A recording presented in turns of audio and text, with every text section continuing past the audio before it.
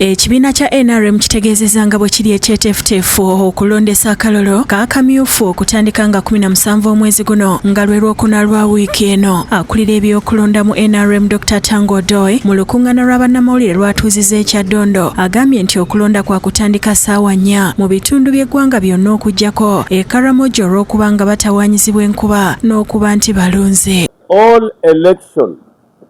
All districts will start electoral process at 10 a.m.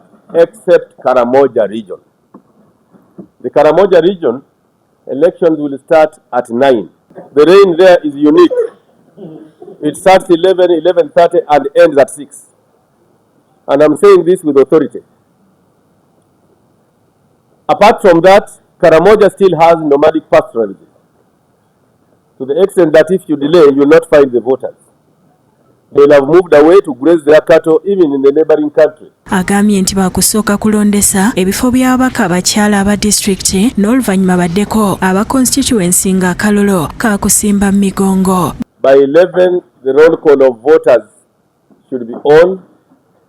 The real lining up behind the candidates will start at midday.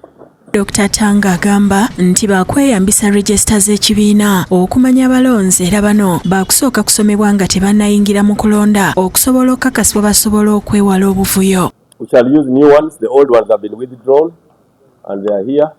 And in any district where the old ones exist, please, we shall not use the old ones. Dr. Tanga agamba nti basuubira okumaliriza okulondesa kuno ku ssaawa 8 era ku ssaawa 10 basuubira okuba nga balangirira abawanguzi era abakulira ebyokulondesa mu disitulikiti be bajja okubalangirira.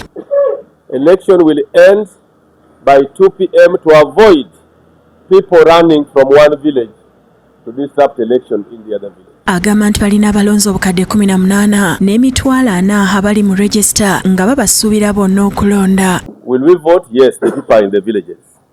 Is the Electoral Commission prepared? Yes, we have documents which validate an election. The other forms are ready. The staff are ready to go. Ayongerako nti okulonda kwa kubeera ku byalo nga beesimbyewo baakubeera ne baagenti baabwe olw'okulangirira kukolebwe ku disitulikiti awanaabeera okugatta obulolo. Ssaabawandiisi wa NRM Richard Todrong alabudde abakozesa olulimi olubi mu kalulu n'ensimbi ezisukkiridde okugulirira abalonzi nti baakusazibwamu. Don't tamper with electoral matters. Let the commission do its work. Akaatiriza nti oli ne bw'anaabeera awangudde naye nga yeenyigidde mu ffujjo wa kusazibwamu. We are warning you because if these matters get to the tribunal, we shall have evidence against you. And even if you win, but winning wrongly, I am sure the Electoral Commission will not recommend that the party gives you the flag. Brenda Namale yakusakidde eggulire lino ku Bukedde TV.